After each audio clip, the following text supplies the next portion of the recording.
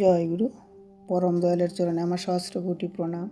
জগজ্জননী বড় মার চরণে আমার সহস্র কোটি প্রণাম।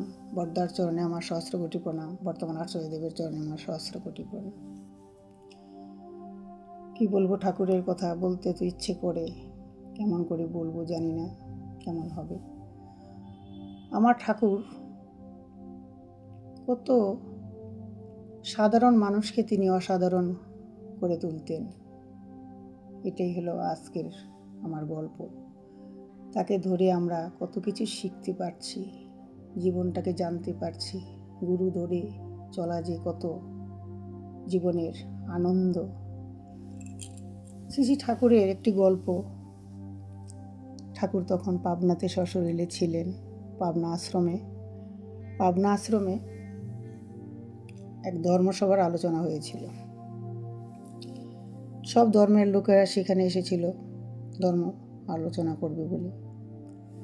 সেই বার্তা যথাসময় সৎসঙ্গে আসলো।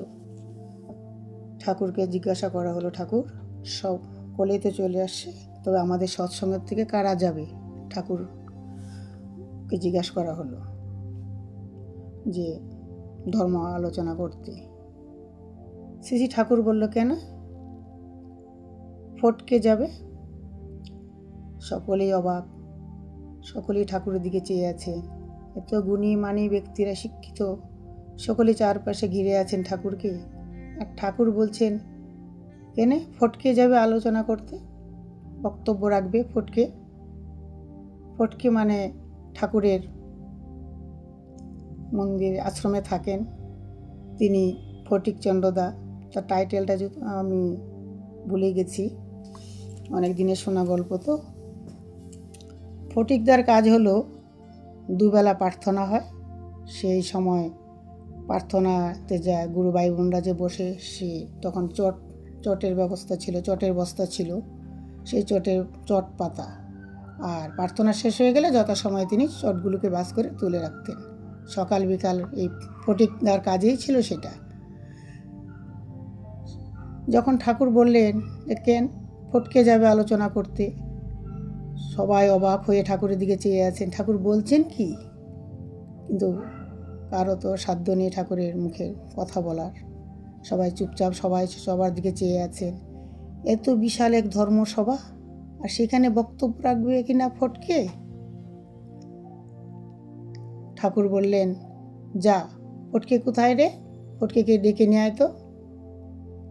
যথাসময় এক দাদা দৌড়াতে ফটকার কাছে গিয়ে বললেন, এই ফটকে, তোকে ঠাকুর ডাকছে, শীঘ্রই ঠাকুরের কাছে যেতে হবে। ফটিকদা দৌড়াতে ঠাকুরের কাছে এসে বললেন, আগে প্রণাম করলেন। শুন ফটকে, তোকে কিন্তু ধর্মসভায় আলোচনা করতে হবে।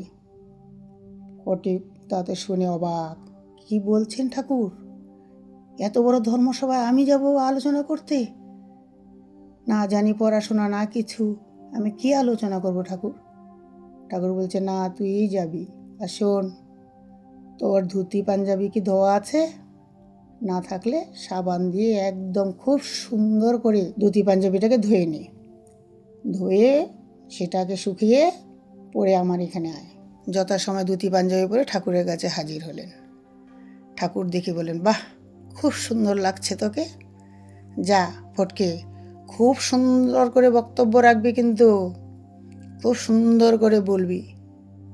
ফটিকদা আর কি বলবে, শুধু ঠাকুরের দিকে চেয়ে আছেন আর মনে মনে ভাবছেন, ঠাকুর আমি কি বলবো, সব তো তুমিই জানো, যা বলার তো তুমিই বলবে, আমার কি আর সাধ্য আছে তোমার কথা বলার? সেই কথাগুলি বললেন, আর ঠাকুরকে প্রণাম করে ঠাকুরের নির্দেশ মতো চলে গেলেন সেই ধর্মসভায়। সেই বিশাল আয়োজন ধর্মসভায়, প্রত্যেকেই অনেক গুণীমান্যী ব্যক্তিরা ওখানে বসে আছেন।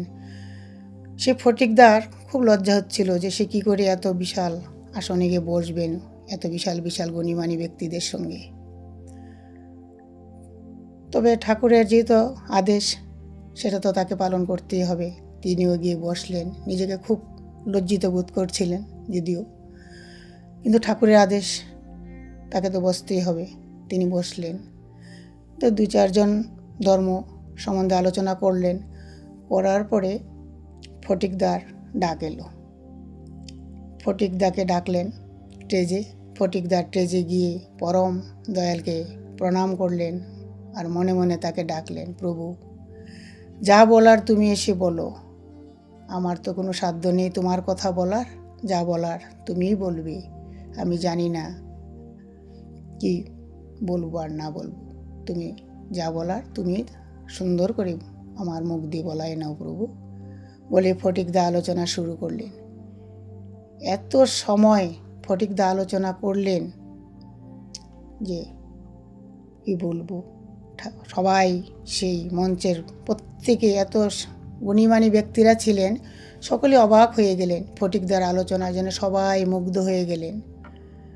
কখন যে শুরু করলেন আর কতক্ষণ যে আলোচনা করলেন ফটিকদা নিজেও কিছু বুঝতে পারলেন না।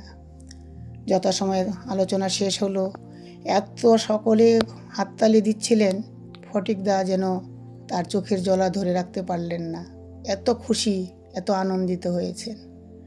তো যথাসময়ে ফটিকদা আসার আগে ঠাকুরের কাছে অনেক ভক্তরা চলে গেছেন, গিয়ে বলছেন, ঠাকুর ফটিকদা সেই সুন্দর বক্তব্য রাখছেন, সবাই হাততালি দিচ্ছিল, খুব সুন্দর। তার কিছুক্ষণের মধ্যে ফটিকদা ঠাকুরের কাছে গেলেন।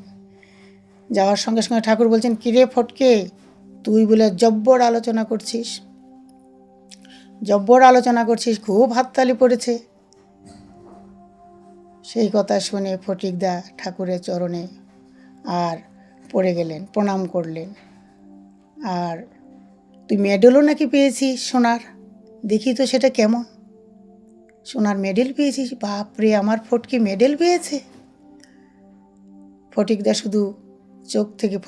চোখ থেকে জল পড়ছিলেন। আর সেই মেডেলটি ঠাকুরের চরণের সামনে রেখে তিনি বললেন, প্রভু কেউ জানুক আর না জানুক, অন্তত তুমি তো জানো, যা বলেছি ওই মঞ্চে সব তো তুমিই বলেছ প্রভু, আমি কি আর বলতে পারি তোমার কথা, আমার কি আর সেই সাধ্য আছে, সব তোমারই, আর এই মেডেল যে তোমার প্রভু, তুমি গ্রহণ করো। এই কথা বলে ফটিকদা পরম দয়ালের চরণে প্রণাম করে আর চরণতলে মেডেলটি রেখে দিলেন।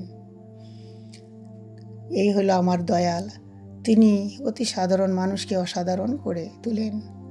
তাকে ধরলে বোঝা যায় যে তিনি কে আর কিসের জন্যই বা এসেছেন, আমাদেরকে শান্তি দেওয়ার জন্য, স্বস্তি দেওয়ার জন্য।